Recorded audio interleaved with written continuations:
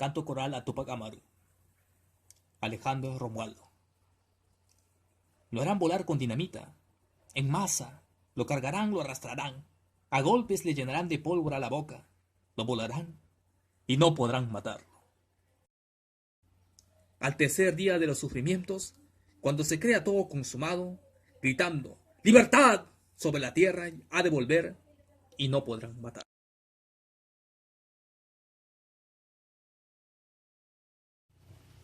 Hola adoradores de Cthulhu.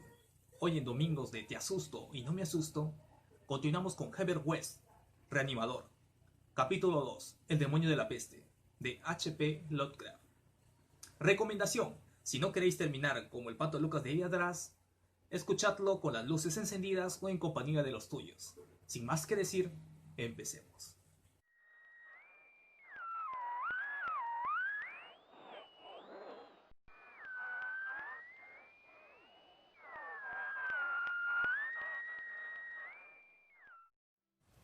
Reanimador, Herbert West. Capítulo 2, El demonio de la peste, H.P. Lovecraft. Jamás olvidaré aquel espantoso verano, hace 16 años, en que, como un demonio maligno de las moradas de Iblis, se propagó el tifus solapadamente por toda Arkham.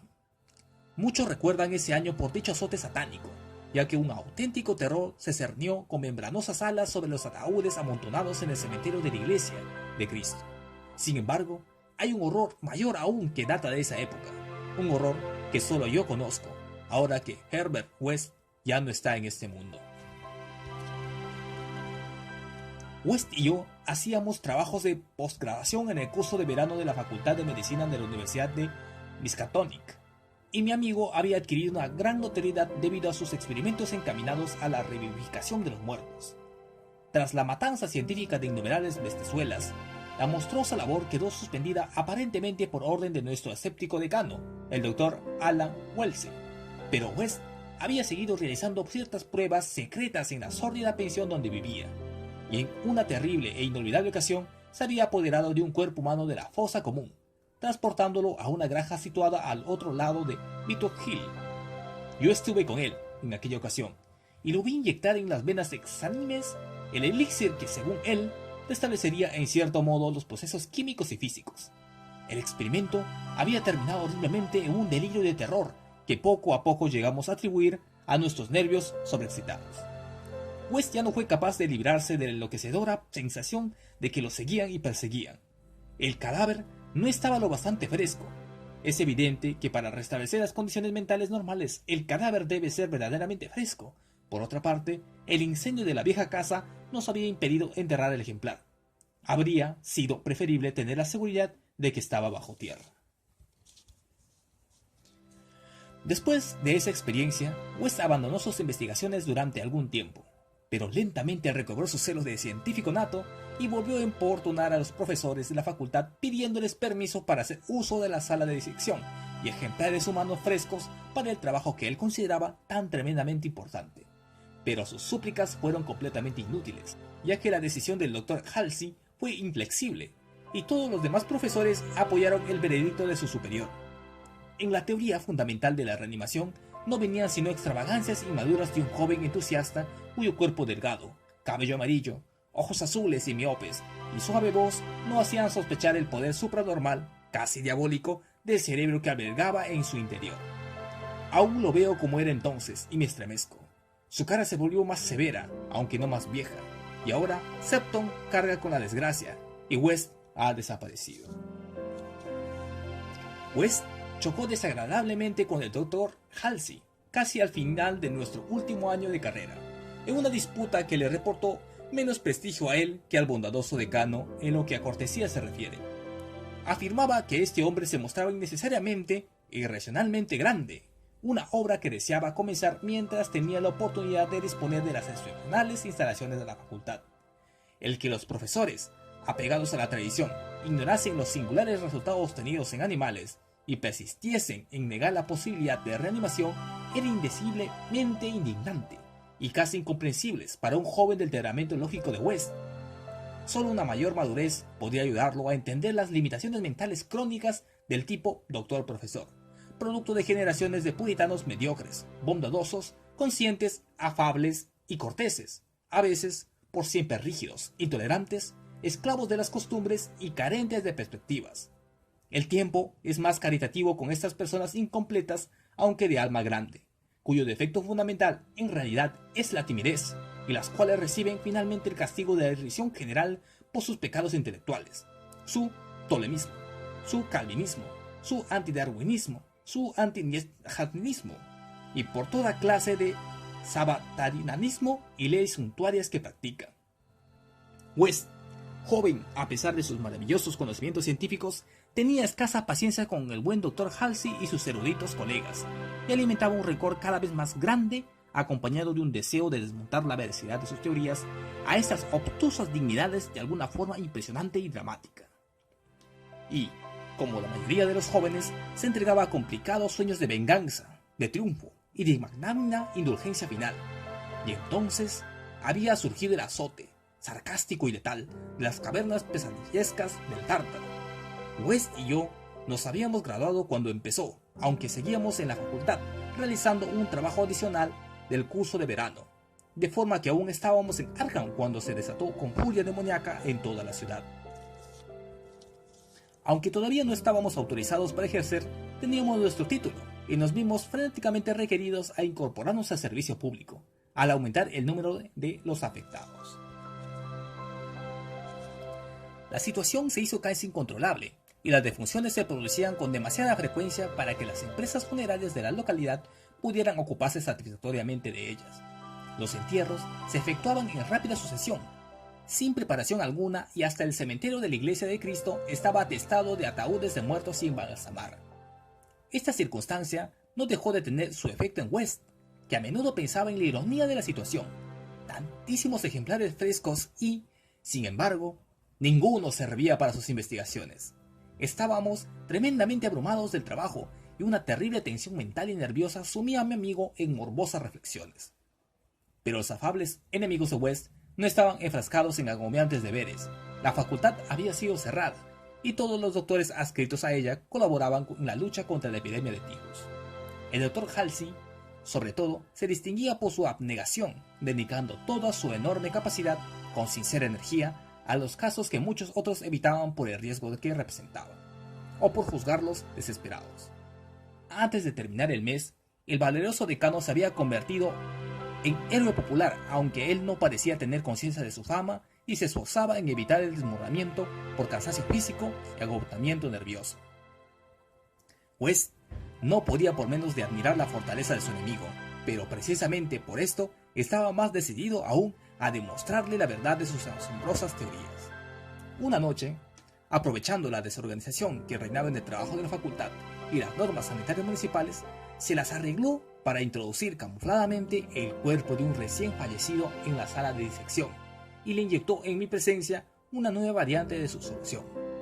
El cadáver abrió efectivamente los ojos, aunque se limitó a fijarlos en el techo con expresión de paralizado horror.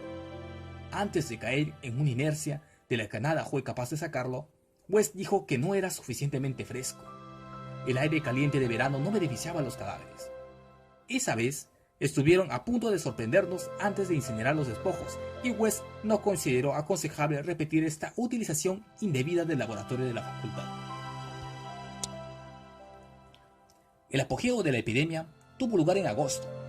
West y yo estuvimos a punto de sucumbir, en cuanto al Dr. Halsey falleció el día 14. Todos los estudiantes asistieron a su precipitado funeral el día 15 y compraron una impresionante corona, aunque casi la ahogaban los testimonios enviados por los ciudadanos acomodados de Arkham y las propias autoridades del municipio. Fue casi un acontecimiento público, dado que el decano había sido un verdadero benefactor para la ciudad. Después del sepelio, nos quedamos bastante deprimidos y pasamos la tarde en el bar de la casa comercial, donde West, aunque afectado por la muerte de su principal adversario, nos hizo estremecer a todos hablándonos de sus notables teorías. Al oscurecerse, la mayoría de los estudiantes regresaron a sus casas o se incorporaron a sus diversas publicaciones, pero West me convenció para que lo ayudase a sacar partida de la noche. La patrona de West nos vio entrar en la habitación alrededor de las 2 de la madrugada, acompañados de un tercer hombre, y le contó a su marido que se notaba que habíamos cenado y bebido demasiado bien. Aparentemente, La vinagrada patrona tenía razón, pues hacia las 3, la casa entera se despertó con los gritos procedentes de la habitación de West, cuya puerta tuvieron que echar abajo para encontrarnos a los dos inconscientes, tendidos en la alfombra manchada de sangre, golpeados, arañados y magullados, con trozos de frascos e instrumentos esparcidos a nuestro alrededor. Solo la ventana abierta revelaba que había sido de nuestro asaltante, y muchos se preguntaron qué le habría ocurrido, después del tremendo salto que tuvo que dar desde el segundo piso del césped. Encontraron ciertas ropas extrañas en la habitación, pero cuando West volvió en sí, explicó que no pertenecían al desconocido, sino que eran muestras recogidas para su análisis bacteriológico, lo cual formaba parte de sus investigaciones sobre la transmisión de enfermedades infecciosas. Ordenó que las quemasen inmediatamente en la amplia chimenea. Ante la policía, declaramos ignorar por completo la identidad del hombre que había estado con nosotros.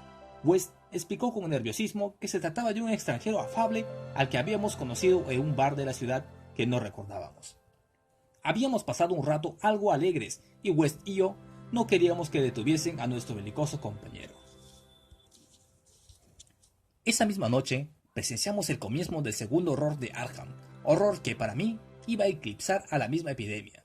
El cementerio de la Iglesia de Cristo fue escenario de un horrible asesinato. Un vigilante había muerto a arañazos, y no solo de manera indescriptiblemente espantosa, sino que había dudas de que el agresor fuese un ser humano.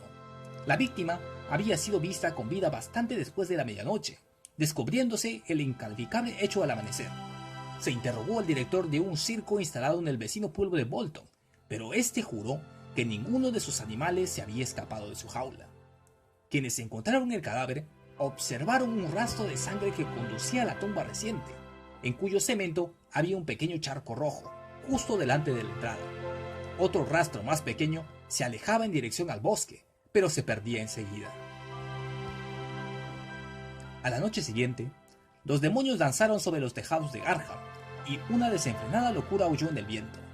Por la enfebrecida ciudad anduvo suelta una maldición, de la que unos dijeron que era más grande que la peste, y otros murmuraban que era el espíritu encarnado del mismo mal. Un ser abominable penetró en 8 casas sembrando la muerte roja a su paso, dejando atrás el mudo y sádico monstruo un total de 17 cadáveres, y huyendo después. Algunas personas que llegaron a verlo en la oscuridad dijeron que era blanco, y como un mono malformado o monstruo antropomorfo. No había dejado entero a nadie de cuantos había atacado, ya que a veces había sentido hambre. El número de víctimas ascendía a 14, a las otras 3 las habían encontrado ya muertas al irrumpir en sus casas, víctimas de la enfermedad. La tercera noche, los frenéticos grupos dirigidos por la policía lograron capturarlo en una casa de la calle Crane, cerca del campus universitario. Habían organizado la batida con toda minuciosidad, manteniéndose en contacto mediante puestos voluntarios del teléfono, y cuando alguien del distrito de la universidad informó que había oído arañar en una ventana cerrada, desplegaron inmediatamente la red. Debido a las preocupaciones y a la alarma general, no hubo más que otras 2 víctimas, y la captura se efectuó sin más incidentes. La criatura fue detenida finalmente por una bala, aunque no acabó con su vida, y fue trasladada al hospital local, en medio del furor y la abominación generales, porque aquel ser había sido humano. Esto quedó claro a pesar de sus ojos repugnantes, su mutismo simiesco y su salvajismo demoníaco. Le vendaron la herida y lo trasladaron al manicomio de Selpton, donde estuvo golpeándose la cabeza contra las paredes de una celda acolchada durante 16 años, hasta un reciente incidente, a causa del cual escapó en circunstancias de las cuales a nadie le gusta hablar. Lo que más repugnó a quienes lo atraparon en Arkham fue que, al limpiarle la cara a la monstruosa criatura, observaron en ella una semejanza increíble y burlesca con un mártir sabio y abnegado al que habían enterrado hace 3 días, el difunto Dr. Alan Welsing, benefactor público y decano de la Facultad de Medicina de la Universidad Miskatonic. Para el desaparecido Herbert West, y para mí, la repugnancia y el horror fueron indecibles. Aún me estremezco esta noche, mientras pienso en todo ello, y tiemblo más aún de lo que temblé aquella mañana en que West murmuró entre sus vendajes: «¡Maldita sea! ¿No estaba bastante fresco?».